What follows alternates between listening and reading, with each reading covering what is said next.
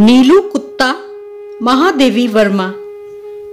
महादेवी वर्मा हिंदी की सर्वाधिक प्रतिभावान कवयित्रियों में से हैं। वे हिंदी साहित्य में छायावादी युग के 4 प्रमुख स्तंभों में से एक मानी जाती हैं। आधुनिक हिंदी की सबसे सशक्त कवयित्रियों में से एक होने के कारण उन्हें आधुनिक मीरा के नाम से भी जाना जाता है। कवि निराला ने उन्हें हिंदी के विशाल मंदिर की सरस्वती भी कहा। महादेवी ने स्वतंत्रता के पहले का भारत भी देखा और उसके बाद का भी। वे उन कवयित्रियों में से हैं जिन्होंने व्यापक समाज में काम करते हुए भारत के भीतर विद्यमान हाहाकार रुदन को देखा, परखा और करुण होकर अंधकार को दूर करने वाली दृष्टि देने की कोशिश की। न केवल उनका काव्य बल्कि उनके समाज सुधार के कार्य और महिलाओं के प्रति चेतना भावना भी इस दृष्टि से प्रभावित रहे। उन्होंने मन की पीड़ा को इतने स्नेह और श्रृंगार से सजाया कि दीप शिखा में वह जन जन की पीड़ा के रूप में स्थापित हुई और उन्होंने केवल पाठकों को ही नहीं, समीक्षकों को भी गहराई तक प्रभावित किया। आपके सामने प्रस्तुत है उनकी लिखी हुई एक सुंदर कहानी, नीलू कुत्ता। नीलू की कथा उसकी माँ की कथा से इस प्रकार जुड़ी है कि एक के बिना दूसरी अपूर्ण रह जाती है। उसकी अल्सेशियन माँ उत्तरायण में लूसी के नाम से पुकारी जाती थी। हिरणी के समान वेगवती, सांचे में ढली हुई देह, जिसमें व्यर्थ कहने के लिए एक तोला मांस भी नहीं था। ऊपर काला आभास देने वाले भूरे पीताभ रोग, बुद्धिमानी का पता देने वाली काली पर छोटी आंखें, सजग खड़े कान और सघन रोएदार तथा पिछले पैरों के टखने को छूने वाली लंबी पूंछ, सब कुछ उसे राजसी विशेषता देता था। थी भी वह सामान्य कुत्तों से भिन्न। अल्सेशियन कुत्ता एक ही स्वामी को स्वीकार करता है। यदि परिस्थितियों के कारण एक व्यक्ति का स्वामित्व उसे सुलभ नहीं होता तो वह सबके साथ सहचर जैसा आचरण करने लगता है। दूसरे शब्दों में, आदेश किसी का नहीं मानता परंतु सबके स्नेहपूर्ण अनुरोध की रक्षा में तत्पर रहता है। लूसी की स्थिति भी स्वच्छंद सहचरी के समान हो गई थी। उत्तरायण में जो पगडंडी 2 पहाड़ियों के बीच से मोटर मार्ग तक जाती थी, उसके अंत में मोटर स्टॉप पर एक ही दुकान थी जिसमें आवश्यक खाद्य सामग्री प्राप्त हो सकती थी। शीतकाल में यह 2 पर्वतीय भित्तियों का अंतराल बर्फ से भर जाता था और उससे पगडंडी के अस्तित्व का चिन्ह भी शेष नहीं रहता था। तब दुकान तक पहुंचने में असमर्थ उत्तरायण के निवासी लूसी के गले में रुपए और सामग्री की सूची के साथ एक बड़ा अंगोछा या चादर बांधकर उससे सामान लाने का अनुरोध करते थे। वंश परंपरा से बर्फ में मार्ग बना लेने की सहज चेतना के कारण वह सारे व्यवधान पार कर दुकान तक पहुंच जाती। दुकानदार उसके गले से कपड़ा खोलकर रुपया, सूची आदि लेने के उपरांत सामान की गठरी उसके गले या पीठ में बांध देता और लूसी सारे बोझ के साथ बर्फीला मार्ग पार करती हुई सकुशल लौट आती। किसी किसी दिन उसे कई बार आना जाना पड़ता था। कभी चीनी मंगवाई और चाय रह गई, कभी आटा याद रहा और आलू भूल गए, पर लूसी को मंगवाने वालों के भुलक्कड़पन से कोई शिकायत कभी नहीं रही। गले में कपड़ा बांधते ही वह तीर की तरह दुकान की दिशा में चल देती। उसकी तत्परता के कारण मंगाने वालों में भूलने की प्रवृत्ति बढ़ती ही जा रही थी। एक दिन किसी अधिक ऊंचाई पर बसे पर्वतीय ग्राम से बर्फ में भटकता हुआ एक भूटिया कुत्ता दुकान पर आ गया और लूसी से उसकी मैत्री हो गई। उन दोनों की आकृति में वही भिन्नता थी जो एक तराशी हुई सुडौल मूर्ति और अनगढ़ शिलाखंड में होती है, परंतु दुर्दिन के साथी होने के कारण वे सहचर हो गए। उन्हीं सर्दियों में लूसी ने 2 बच्चों को जन्म देकर अपनी वंश वृद्धि की, किंतु उनमें से एक तो शीत के कारण मर गया और दूसरा अपनी ही जीवन ऊष्मा के बल पर उस ठिठुराने वाले परिवेश से जूझने लगा। शीत ऋतु में प्रायः लकड़बग्घे ऊंचे पर्वतीय अंचल से नीचे उतर आते हैं और बर्फ में भटकते हुए मिल जाते हैं। वैसे तो यह हिंसक जीव कुत्ते से कुछ ही बड़ा होता है, परंतु कुत्ता इसका प्रिय खाद्य होने के कारण रक्षणीय की स्थिति में आ जाता है। सामान्य कुत्ते तो लकड़बग्घे को देखते ही स्तब्ध और निर्जीव से हो जाते हैं, अतः उन्हें घसीट ले जाने में इसे कोई प्रयास ही नहीं करना पड़ता। असामान्य भूटिये या अल्सेशियन कुत्ते उससे संघर्ष करते हैं अवश्य, परंतु अंततः पराजित ही होते हैं। 4-5 दिन के बच्चों को छोड़कर लूसी फिर दुकान तक आने जाने लगी थी। एक संध्या के झुटपुटे में लूसी ऐसी गई कि फिर लौट ही नहीं सकी। बर्फ के दिनों में सांझ से ही सघन अंधकार घिर आता है और हवा ऐसी तुषार बोझिल हो जाती है कि गंध भी वहन नहीं कर पाती। इसी से प्रायः शीतकाल में घ्राण शक्ति के कुछ कुंठित हो जाने के कारण कुत्ते लकड़बग्घे के आने की गंध पाने में असमर्थ रहते हैं और उसके अनायास आहार बन जाते हैं। सवेरे बर्फ पर कई छोटे बड़े पंजों के तथा आगे पीछे घसीटने घिसटने के चिन्ह देखकर निश्चय हो गया कि लूसी ने बहुत संघर्ष के उपरांत ही प्राण दिए होंगे।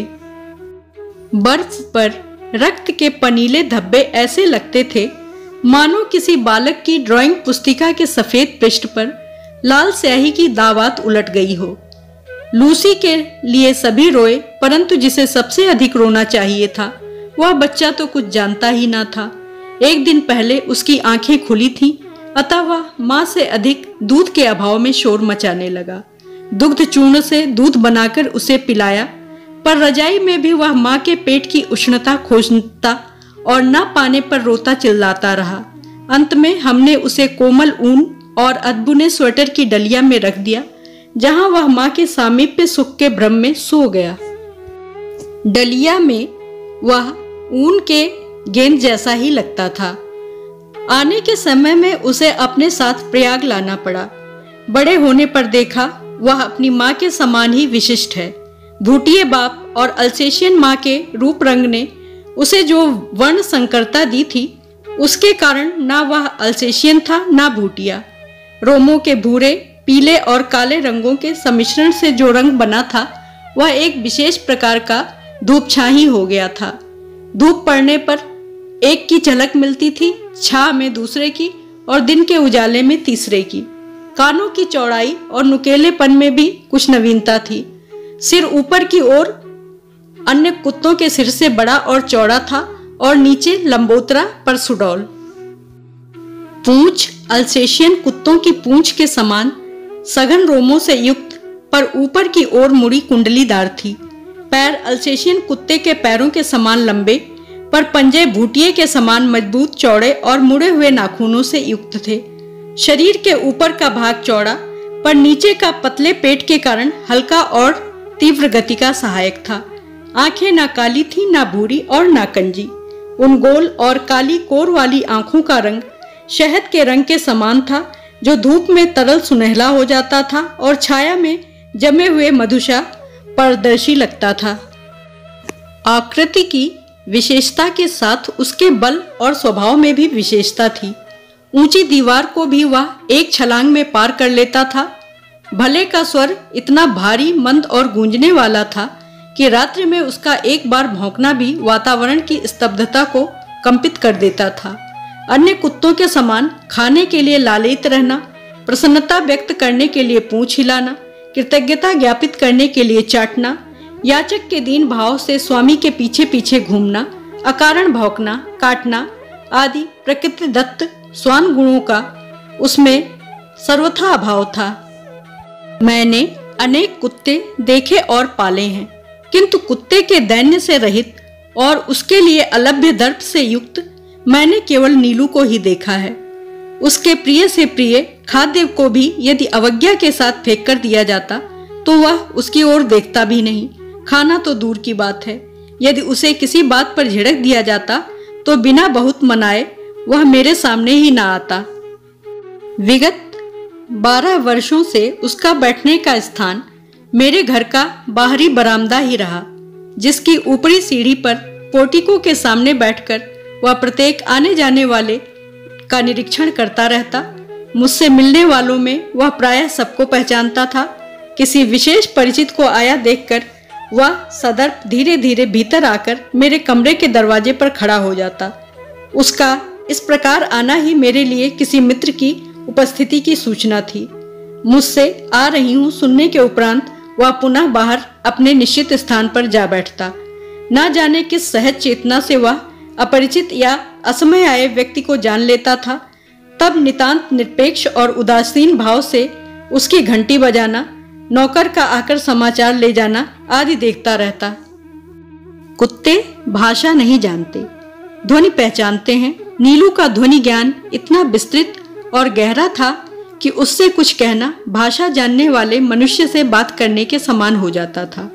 बाहर या रास्ते में घूमते हुए यदि कोई उससे कह देता, गुरुजी तुम्हें ढूंढ रही थी नीलू, तो वह विद्युत गति से चारदीवारी कूदकर मेरे कमरे में सामने आदेश की प्रतीक्षा में आकर खड़ा हो जाता।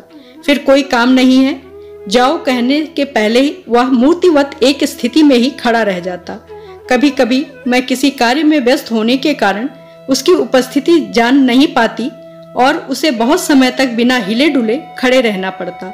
हिंसक और क्रोधी भूटिये बाप और आखेट प्रिय अल्सेशियन माँ से जन्म पाकर भी उसमें हिंसा प्रवृत्ति का कोई चिन्ह नहीं था। 13 वर्ष के दीर्घ जीवन में भी उसे किसी पशु पक्षी पर झपटते या मारते नहीं देखा गया। उसका यह स्वभाव मेरे लिए ही नहीं, सब देखने वालों के लिए आश्चर्य की घटना थी। मेरे बंगले के रोशनदानों में प्रायः गौरैया तिनकों से घोंसला बना लेती है। मुझे उनके परिश्रम पूर्वक बनाए हुए घोंसले उजाड़ना अच्छा नहीं लगता, अतः कालांतर में उनमें अंडों और पक्षी शावकों की सृष्टि बस जाती है। कुछ कुछ अंकुर जैसे पंख निकलते ही वे पक्षी शावक उड़ने के असफल प्रयास में रोशनदानों से नीचे गिरने लगते हैं। इन दिनों नीलू उनके सतर्क पहरेदार का कर्तव्य संभाल लेता था। उसके भय से कोई भी कुत्ता बिल्ली उन नादान उड़ने गिरने वालों को हानि पहुंचाने का साहस नहीं कर पाता था। कभी कभी बहुत छोटे पक्षी शावकों को पुनः घोंसले में रखवाने के लिए वह उन्हें हौले से मुख में दबाकर मेरे पास ले आता था। जब तक रोशनदान में सीढ़ी लगवाकर मैं उस बच्चे को घोंसले में पहुंचाने की व्यवस्था न कर लेती, तब तक वह या तो बड़ी कोमलता से उसे दबाए खड़े रहता था या मेरे हाथ में देकर प्रतीक्षा की मुद्रा में देखता रहता। सवेरे नियमानुसार जब मैं मोर, खरगोश आदि को दाना देने निकलती, तब वह चाहे जाड़ा हो चाहे बरसात मुझे दरवाजे पर ही मिलता और मेरे साथ साथ घूमता। पक्षियों के कक्ष में 2 फुट ऊंची दीवार पर जाली लगी हुई है।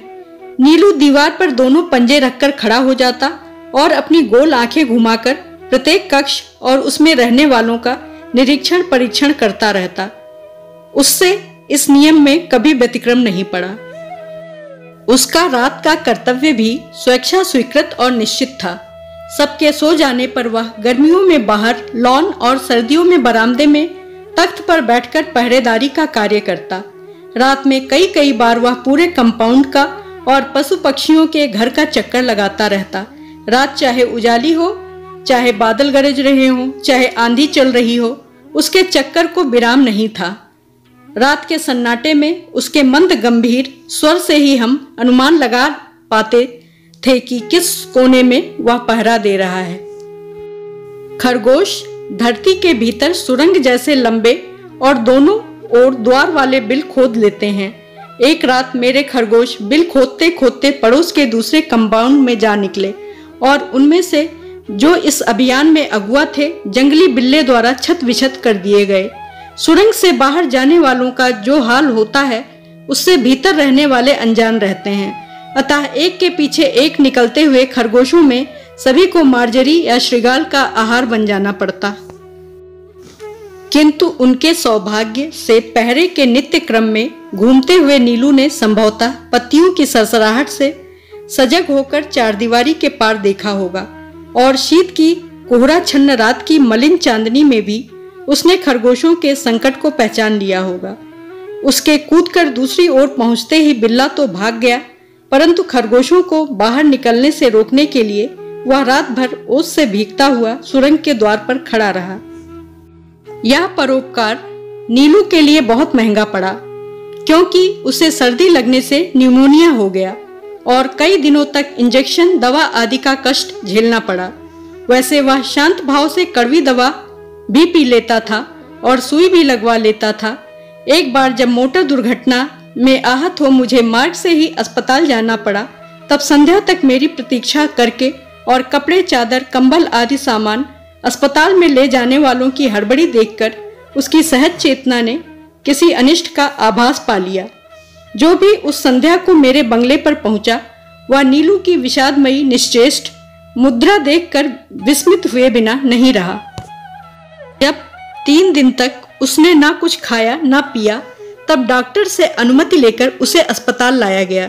पट्टियों के घटाटोप में मुझे अच्छी तरह देखने के लिए वह पलंग के चारों ओर घूमने लगा और फिर आश्वस्त होकर प्रहरी की चिरपरिचित मुद्रा में मेरे पलंग के नीचे जा बैठा। 2 घंटे बाद बहुत समझाने पुचकारने के उपरांत ही उसे घर पहुंचाया जा सका। तब से हर दूसरे दिन अस्पताल न ले जाने पर वह अनशन आरंभ कर देता। इस प्रकार अस्पताल में भी वह नियमित रूप से मिलने आने वालों में गिना जाने लगा और डॉक्टर, नर्सें सब उससे परिचित हो गए। नीलू को 14 वर्ष का जीवन मिला था और जन्म से मृत्यु के क्षण तक वह मेरे पास ही रहा। अतः उससे संबद्ध घटनाओं और संस्मरणों की संख्या बहुत अधिक है। कुत्तों में वह केवल कजली के सामीप्य से ही प्रसन्न रहता था, परंतु कजली और बादल एक क्षण के लिए भी एक दूसरे से अलग नहीं रह सकते थे। परिणामतः नीलू बेचारा एकाकी ही रहा। जीवन के समान ही उसकी मृत्यु भी दैन्य से रहित थी। कुत्ते की मौत मरना कहावत है, परंतु यदि नीलू के समान शांत निर्लिप्त भाव से कोई मृत्यु का सामना कर सके तो ऐसी मृत्यु मनुष्य को भी काम में होगी। मेरे पास अनेक जीव जंतु हैं, परंतु जिसके बुरा मान जाने की मुझे चिंता हो, ऐसा अब कोई नहीं है। देखने तथा सुनने के लिए सादर आभार एवं हार्दिक धन्यवाद।